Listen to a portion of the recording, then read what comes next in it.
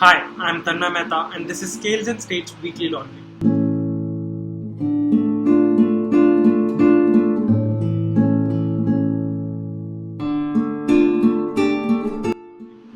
In a special Sunday sitting, the Supreme Court heard the matter of journalist Vinod Dua, who was seeking protection from arrest and all other coercive action in connection with FIRs filed against him in various states. The bench comprising Justices UU Lalit, Mohan M, and Vineet Saran granted interim protection from arrest from the FIR alleging sedition. A Supreme Court bench comprising of Justices Rohinton F. Nariman, Naveen Sinha, and B.R. Gave issued notice to the Centre and Insurance Regulatory Development Authority of India while hearing the matter of Gaurav Kumar Bansal versus Union of India and others, which had sought directions with respect to violation of Section 21 Clause 4 of Mental Healthcare Act 2017, whereby insurers are bound to provide medical insurance for treatment of mental illness. A bench comprising Chief Justice S.A. Bobde, Justices A.S. Bopanna and M.R. Shah dismissed the petition challenging the suo motu criminal contempt notice issued by Gujarat High Court against Yatin Oza for his alleged scurrilous remark against High Court and its registry. During his live conference on Facebook, attended by various journalists, Oza had levelled various allegations against High Court and its registry. More specifically, these included the following: corrupt practices being adopted by the Registry of High Court, undue favour is shown to high-profile industrialists and smugglers and traders. The High Court functioning is for influential rich people and their advocates. The billionaires walk away with order from High Court in 2 days, whereas the poor and non-VIPs tend to suffer. If litigants want to file any matter in the High Court, the person has to be either Mr. Khambata or the builder or the company.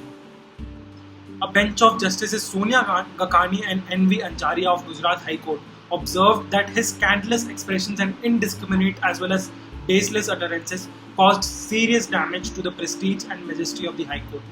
The bench, while exercising its powers conferred under Article 215 of the Constitution, further noted that his comments also attempted to lower the image of entire administration and also created demoralizing effect against the administrative wing.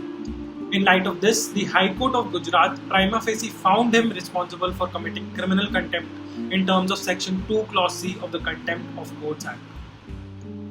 A 3-judge bench headed by Justice UU Lalit ruled that Section 63 of Bombay Tenancy and Agriculture Lands Act 1948 debars an agriculturist from parting with his agricultural land to a non-agriculturalist through a will. It also held that Section 43 Clause 1 of Tenancy Act restricts transfer of any land or interest purchased by the tenant under Section 17B, 32, 32F, 321, 320, 32U, 33(1) or 88E or sold to any person under Section 32P or 64 of the Tenancy Act through the execution of a will by way of testamentary disposition. Further, the court held that if Sections 43 and 63 of the Act do not get attracted, the land can be bequeathed to a total stranger and a non-agriculturist who may not cultivate the land himself, which in turn may then lead to engagement of somebody as a tenant on the land. In such a situation, the legislative intent to do away with absentee landlordism and to protect the cultivating tenants and to establish direct relationship between the cultivator and the land would then be rendered odious. This reversed the decision held in Mahadev versus Shakuntala Bai of 2016. A bench comprising of Justices R. Bhanumati, Indu Malhotra and Anirudh Bose has allowed a special leave petition for termination of pregnancy on the ground of physical or mental abnormalities of the unborn child permitted under Section 3 Clause 2 Subclause 2 of the Medical Termination of Pregnancy Act 1971. In the present case, the woman was 25 weeks pregnant, that is beyond the threshold provided under the Act. She had therefore approached the court seeking permission to terminate the pregnancy. The Supreme Court on June 18 ordered that no Rath Yatra should be held in the Lord Jagannath Temple in Odisha this year on account of the pandemic situation. A bench headed by Chief Justice of India S.A. Bobde passed the order in a case seeking to stay the annual Lord Sri Jagannath's Rath Yatra in the state, which is scheduled to take place on 23rd June. CJI Bobde observed that we are not allowing this. Lord Jagannath will not forgive us if we allow this to continue. Activities related to the Rath Yatra are exempted. The The Supreme Court has given a split verdict on the issue whether a family court has the jurisdiction to entertain a petition for maintenance under Section 3 of the Muslim Women Protection of Rights on Divorce Act 1986. Justice R. Bhanumati opined that the family court has no jurisdiction, while Justice Indira Banerjee expressed a view that it has.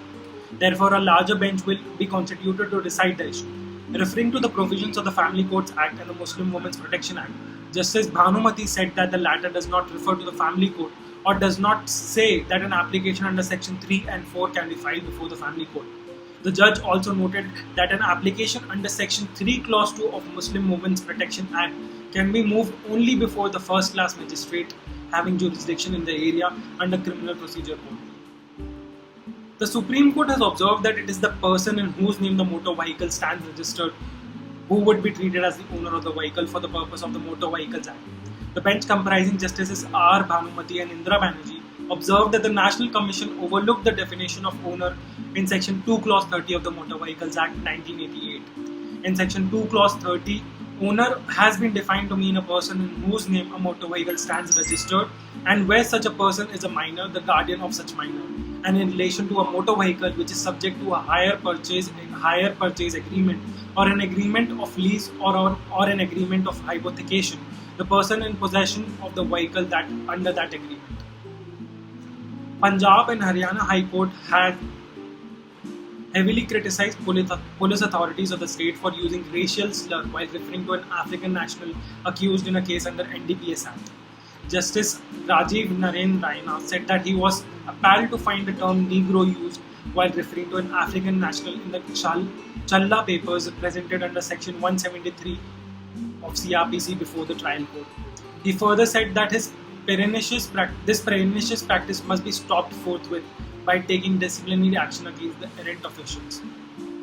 Madras High Court has directed the closure of criminal proceedings against 31 foreign nationals who were facing proceedings under the Foreigners Act for participating in the Tablighi Jamaat meeting in Delhi in March in violation of visa conditions. The court also declared that they have a right to go back to the native country at the earliest and that their continued incarceration and detention can only be characterized as unreasonable, unjust and unfair, and would certainly amount to an infraction of the fundamental right under Article 21. The court also referred to Article 12, Clause 4 of the International Covenant on Civil and Political Rights, of which India is a signatory, which says no one shall be arbitrarily deprived of the right to enter his own country.